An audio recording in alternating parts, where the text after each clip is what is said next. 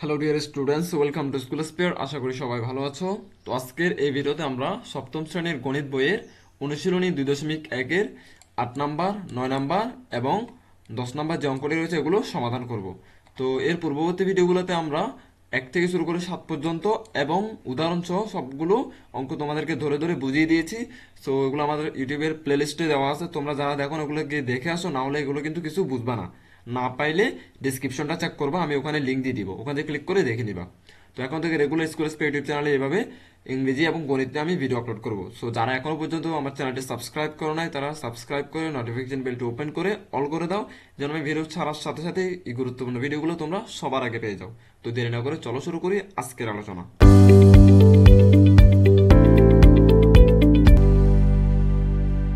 8 number এখানে বলা হয়েছে 2160 টাকা রুমি, জেসমিন ও কাকলির মধ্যে 1:2:3 অনুপাতে ভাগ করে দিলে কে কত টাকা পাবে। তোমরা আগের ভিডিওতে 7 নাম্বার অঙ্কটা যদি ভালো করে বুঝে থাকো, 8 নাম্বার অঙ্কটা আমি করে দেওয়া লাগবে না, তোমরা নিজেরা করতে পারবা। তো ভিডিওটা থামাও, আগে থামাই এই অঙ্কটা তোমরা আগে নিজেরা করে নাও, কারণ এটা তোমরা পারবা সেম হুবহু এটার মতো একেবারে। তো তবু আমরা দেখিয়ে দিচ্ছি, যারা পারবা না তাদের জন্য দেখে নাও এখানে। তো আমার টোটাল টাকার পরিমাণ কত? টোটাল টাকার পরিমাণ হচ্ছে 2160 টাকা, এটা লিখছি টাকার পরিমাণ। তো এই 2160 টাকাকে রুমি, জেসমিন এবং কাকলির মধ্যে 1:2:3 অনুপাতে ভাগ করে দিব। মানে হচ্ছে রুমি পাবে হচ্ছে 1 ভাগ, জেসমিন পাবে হচ্ছে তোমার 2 ভাগ, আর কাকলি পাবে হচ্ছে 3 ভাগ। কথা বুঝছো? তো সেই জন্য আমি লিখছি প্রদত্ত অনুপাত 1:2:3। এরপরও লিখছি অনুপাত সংখ্যাগুলো যোগফল, ওই আমরা 7 নাম্বার অঙ্কে যেভাবে যোগ করছিলাম তিনটা যোগ করে দিব, 1 2 3 যোগ করে আসতেছে কত? 6। মানে টোটাল 6 ভাগ হবে। কোনটা 6 ভাগ হবে? এই যে 2160 টাকা, এটাকে আমরা 6 ভাগ করব। 6 ভাগ করে তার মধ্যে 1 ভাগ দিব আমি কাকে? এই রুমিকে, 2 ভাগ দিব জেসমিনকে, 3 ভাগ দিব কাকলিকে। কথা বুঝে নাও, ঠিক আছে?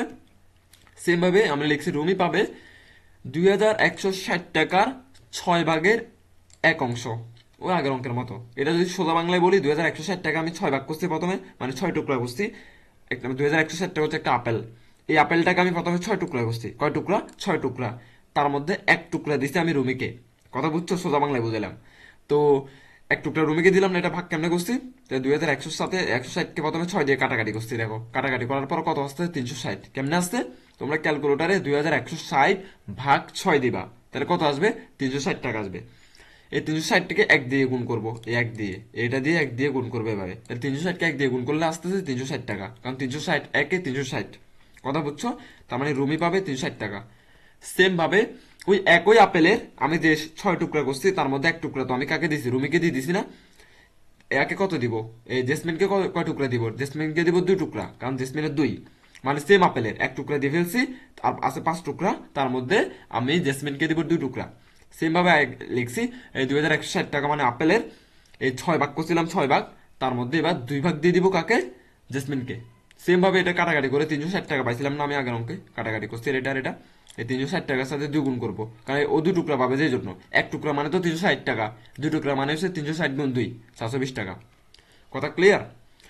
সেম ভাবে এটা যদি বোঝা থাকো, কাকলি ওই যে 6 টুকরা করছিলাম, এই 6 টুকরার মধ্য থেকে 2 টুকরা পাই গেছে জেসমিন, 1 টুকরা পাই গেছে রুমি, 3 টুকরা শেষ, আর বাকি আছে কয় টুকরা? 3 টুকরা।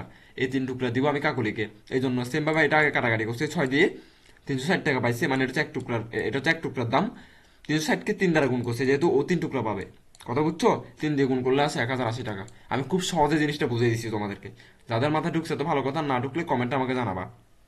আর যে কোনো প্রশ্ন থাকলে অবশ্যই আমাকে কমেন্টে করবা। তোমরা যদি কমেন্ট করো তাহলে আমি বুঝতে পারবো তোমাদের সমস্যাটা কোন জায়গায়। প্রত্যেকের সমস্যার কথা কমেন্টে লিখে দিবা, কারণ আমি মাঝে মাঝে কমেন্টগুলো পড়ি। পড়ার পর আমার মাথায় আসে যে কি নিয়ে ভিডিও বানালে ভালো হবে। ঠিক আছে? তো এখান থেকে রুমি পাবে 360 টাকা, জেসমিন পাবে 720 টাকা এবং কাকলি পাবে 1080 টাকা। ঠিক আছে? এটা ক্লিয়ার? তো আমি আশা করবো তোমরা এটা বুঝছো। এবার আমরা 9 নম্বর প্রশ্ন চলে যাই। 9 নম্বরে বলছে কিছু টাকা লাবিব, সামি ও সিএম এর মধ্যে 5:4:2 অনুপাতে ভাগ করে দেওয়া হলো। কিছু টাকা, কয় টাকা এটা বলা নাই। মানে কিছু টাকা মানে এই টাকাটা আমরা বের করতে হবে। এতক্ষণ অঙ্কগুলোতে আমাদের টাকাটা বলে দিছে এবং অনুপাতটাও বলে দিছে, তাই সহজ ছিল, অঙ্কটা করতে অনেক সহজ হয়ে গেছে, মানে কয় ভাগ করব। কিন্তু এটাতে টাকাটা বলা নাই, এটা আমাদেরকে বের করতে হবে কিছু টাকাটা কত। তো সিয়াম তার মধ্যে 180 টাকা পায়, তাইলে লাবিব ও সামিয়ার দুইজন যে রয়েছে তারা কত টাকা করে পাবে? এটা হচ্ছে প্রশ্ন। তো সমাধান, দেওয়া আছে সিএম পায় 180 টাকা, কারণ এখানে সিএম এর কথা বলে দিচ্ছে না, সিএম 180 টাকা পায়। তো লাবিবের টাকা, সামিরের টাকা, সিএম এর টাকা অনুপাত লেখছি যেটা, লাবিবের টাকা অনুপাত সামিরের টাকা অনুপাত সিএম এর টাকা 5:4:2, ওইটা যেভাবে লিখছি আর কি প্রশ্ন এভাবে লিখে দিছি। অর্থাৎ লাবিবের টাকা হচ্ছে সামিরের টাকা হচ্ছে, কারণ লাবিবেরটা হচ্ছে 5, তার মানে লাবিবেরটা 5 লিখছি প্রথমে। আর সামিরেরটা কত, সামিরেরটা হচ্ছে তোমার কত, 4 না, 4 লিখছি। তার মানে লাবিবের টাকা আর সামিরের টাকার অনুপাত হচ্ছে 5:4, মানে এটা। সেম ভাবে সামিরের টাকা অনুপাত সিএম এর টাকা, এই যে সামিরের টাকা সিএম এর টাকা হচ্ছে 4:2, এই 4:2, এই 4:2 লিখছি দেখো, ঠিক আছে না। এরপর এখান থেকে সমাধান করব। এই যে এটা লিখলাম আমরা এখন, তার মানে সামিরের টাকা সিএম এর টাকা ইকুয়াল 4:2। তো এই দুটোকে আমরা ভাগে লিখবো আর কি, এটাকে আমরা ভেঙে ভাগে লিখবো। তাহলে সামিরের টাকা ডিভাইডেড বাই সিএম এর টাকা লিখছি, আর 4:2 কে 2/4 লিখছি, বা 4/2 লিখছি। ক্লিয়ার? তো এবার সামিরের টাকা তো লিখছি, সিএম এর টাকা 180 টাকা লিখে দিচ্ছি, কারণ সিএম এর টাকা আমাদের বলে দিছি উপরে 180 টাকা। ঠিক আছে, এটা হচ্ছে সমাধান বের করতেছি আর কি। তো 2/4 লিখে দিছি। তো আগের অঙ্কের মতো সমাধান যেভাবে করতাম আমরা, আর গুণ করে এই সামিরের টাকা এটা ওর জায়গায় ওকে রেখে দিছি আমি, 180টাকে আর গুণ করে এই পাশে পাঠা দিছি উপরে, কারণ 180 এখন সমানের বাম পাশে কোথায় আছে, নিচে আছে না, এটা নিচে না এখন, এটা নিচে আছে এখন। সমানের ডান পাশে যদি আমি এটা পাঠাই দিলে উপরে চলে যাবে, দেখো তো 180 উপরে চলে গেছে না, কারণ এই লেখাটার উপরে, মানে এই ভাগ চিহ্নটার উপরে চলে গেছে না, এটা হচ্ছে নিয়ম। এবার আমরা এখানে কাটাকাটি করব। 2কে যদি আমি 4 দিয়ে কাটাকাটি করি তাহলে 2 2 গুণা 4, তার মানে 2 আসতেছে এখানে। এবার এই 2কে 180 দ্বারা গুণ করব, তাহলে 180কে যদি 2 গুণ করি 360 টাকা আসে। তার মানে সামিরের টাকা হচ্ছে 360 টাকা, বের করে ফেলছি। তার মানে আমার সামিরের টাকা বের করা হয়ে গেছে 360 টাকা, আবার সিএম এর টাকাও বের করা হয়ে গেছে 180 টাকা। এটা তোরা দিয়ে দিছে। বাকি কে তাহলে, বাকি হচ্ছে লাবিবের টাকা বের করা বাকি। তো আমরা এই যে এখান থেকে সূত্রটা প্রয়োগ করব। তো অর্থাৎ লাবিবের টাকা অনুপাত সামিরের টাকা ইকুয়াল 5:4। ওই লাবিবের টাকা অনুপাত সামিরের টাকা সমান 5:4, ওই লিখছিলাম যে পরে, এখানে মনে আছে তোমাদের। তো এখানে জাস্ট এখানে ভাগ করবো প্রথমে, লাবিবের টাকা অনুপাত সামিরের টাকা ইকুয়াল সামিরের টাকা ডিভাইডেড বাই লাবিবের টাকা, আর 5:4 মান হচ্ছে 4/5। তো আমরা তো সামিরের টাকা এই মাত্র বের করলাম 360 টাকা, এটা বসাইলাম। তো আগের অঙ্কের মতো সমাধান করবো, লাবিবের টাকা জায়গায় রেখে দিছি। 360 টাকা যেহেতু নিচে আছে, এটাকে সমানের ওই পাশে পাঠিয়ে দিব, উপরে চলে যাবে, উপরে চলে গেছে দেখো, এই উপরে চলে আসছে। এবার কাটাকাটি করছি, 4কে দিয়ে 360কে দিয়ে 4কে ভাগ দিছি।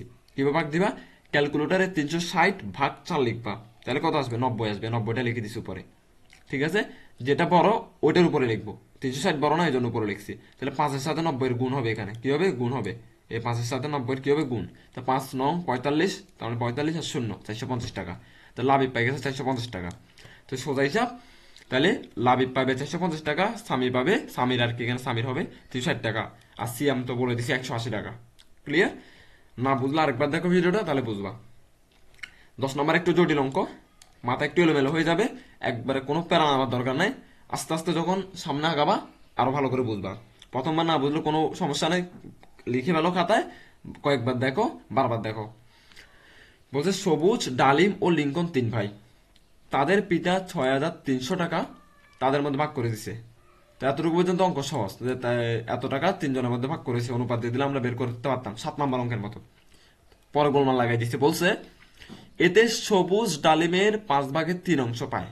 সবুজ যে আছে, সবুজ সবচেয়ে বড় ছেলেটা, মানে কথার কথা, ও কি করে, ডালিম যত টাকা পায় তার মধ্যে 3 ভাগ সে পায়, মানে ডালিমের 5/3 পায় সে খালি, ঠিক আছে। আবার ডালিম লিঙ্কনের দ্বিগুণ টাকা পায়। এই যে ডালিম যে ছেলেটা আছে, ও লিঙ্কনকে যদি 10 টাকা দিয়ে ডালিম পাবে 20 টাকা, মানে লিঙ্কন যত টাকায় পাইছে তার দ্বিগুণটা পাইছে ডালিমে। খেয়াল করো, তার মানে সবচেয়ে বেশি টাকা পাইছে ডালিমে। প্রত্যেকের টাকার পরিমাণ এবার বের করো, খেয়াল করো। এবার সমাধান হচ্ছে সবুজের টাকা ডালিমের টাকার 5/3 এটা আমাদেরকে বলে দিছে। এই যে সবুজ যত টাকা কত টাকা পাবে, ডালিমের 5/3 পাবে। তো সবুজের টাকা অনুপাত ডালিমের টাকা, তো এটা লেখা লাগবে না ডিরেক্ট, তোমরা 5/3 না, তো আমরা কিভাবে লিখি, এটা 3:5 লিখি না, এটা এখান থেকে এভাবে লিখলে হবে, এটা লেখা লাগবে না, এটা একটু কাহিনী করছে আর কি।